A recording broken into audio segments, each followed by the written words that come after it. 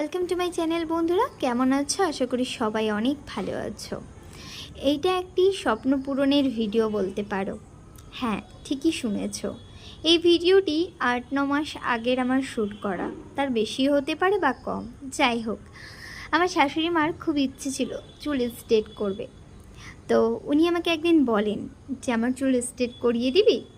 তো আমি না তখন কোনো কথা বলিনি, কারণ আমার কাছে তখন টাকা ছিল না।